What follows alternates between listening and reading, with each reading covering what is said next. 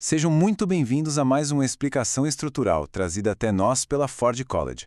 Na nossa última sessão, a gente focou em medir rigorosamente o consumo de recursos e entender aqueles custos reais das transações.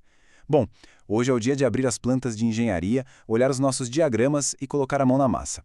Nós vamos desconstruir e otimizar cada detalhe das transações na Solana para reduzir custos de uma forma inteligente e cirúrgica. Bora lá? E aqui está a visão esquemática do motor que vamos aprimorar hoje. Nossa agenda começa recapitulando os nossos custos iniciais, depois a gente passa para o trem das instruções. O ponto 3 é reorganizando a carga, seguido por aluguéis e orçamentos eficientes. Depois vamos falar sobre como medir, otimizar e validar tudo isso. E fechamos com os próximos passos na Web 3. Vamos direto para a seção 1. Recapitulando nossos custos iniciais e identificando as ineficiências na nossa medição base. Olha, um fato inescapável na engenharia é que a gente simplesmente não consegue consertar o que não foi medido. E aqui estão os principais suspeitos que encontramos nos nossos diagnósticos. É quase de dar um tapa na testa, sério, porque são aqueles clássicos erros que passam despercebidos. Invocações repetidas de programas sem a menor necessidade, aquela serialização pesada campo a campo, leituras redundantes de contas e, claro, as checagens de isenção de aluguel no meio da execução. Esses 4 vilões estão drenando secretamente o nosso orçamento de computação toda santa vez que o código roda.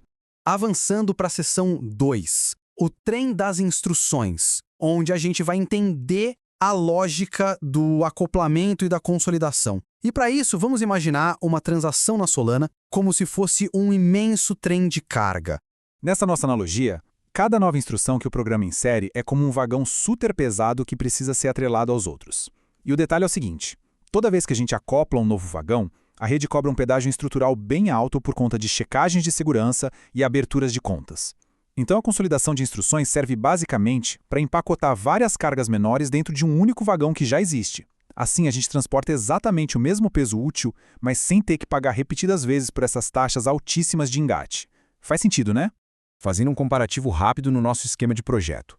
Na arquitetura on-chain, ter múltiplas instruções isoladas chamando o mesmo programa obriga a gente a pagar uma sobrecarga por cada uma delas. A ineficiência disso é brutal. Mas, quando a gente olha para a consolidação e transforma tudo em uma única instrução rodando uma matriz de subcomandos, a mágica acontece. A validação e a abertura das contas ocorrem uma única vez. Isso proporciona uma queda drástica e imediata no uso de processamento. O que nos leva à seção 3, reorganizando a carga. Vamos dar uma olhada no layout de estado, serialização e ordem de instruções. Bom, com os vagões já consolidados, a gente precisa organizar perfeitamente as caixas lá dentro. Extrair dados super pesados e cheios de metadados, durante aquele momento mais crítico da transação, é um tremendo desperdício. A tática aqui é usar o espaço de maneira bem cirúrgica. A gente deve adotar layouts binários compactos e mover os campos que raramente são lidos para contas separadas. O objetivo é desempacotar única e exclusivamente a informação essencial para a via rápida. E não podemos esquecer que a ordem cronológica do código importa muito. O fluxo lógico ideal é mais ou menos assim. Primeiro, a gente realiza as verificações de apenas leitura. Depois, armazenamos esses valores desserializados em variáveis locais, fazendo um cache. E por fim, executamos as escritas, que são muito mais custosas. Por último, é até meio cômico a frequência com que a gente vê o erro de ler a mesma conta diversas vezes no mesmo ciclo. Um simples cache local já resolve esse desperdício de memória de uma forma linda. Chegando na seção 4, aluguéis e orçamentos eficientes. Aqui o foco é o gerenciamento de isenção de aluguel e as solicitações de orçamento de computação. Deixando o código bruto um pouquinho de lado, vamos olhar para as regras administrativas da rede. Um dos eventos que mais causa picos indesejados acontece quando a gente tenta gerar contas novas e verificar saldos de aluguel ali no meio da execução rotineira. Essa burocracia paralisa a velocidade e gera custos altos. A estratégia correta é pré-alocar essas contas para que elas já sejam isentas de aluguel na própria fase de inicialização da arquitetura. Assim, na hora do rush, a nossa transação passa lisa e super barata. O ponto mais crucial aqui é o equilíbrio. Essa é a regra de ouro. Não solicite orçamento de computação em excesso da rede. Peça apenas o suficiente para cobrir sua rota otimizada, mais uma pequena margem de segurança. Depender daqueles limites padronizados que são gigantes ou aceitar pagar cegamente taxas de prioridade altíssimas não é uma estratégia sustentável. É literalmente queimar capital à toa. Entramos agora na seção 5. Medir, otimizar e validar. Esse é um método científico estritamente necessário para fazer engenharia de verdade na Solana.